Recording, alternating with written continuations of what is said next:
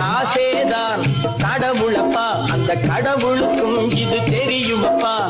கைக்கு கை மாறும் பணமே உன்னை கைப்பற்ற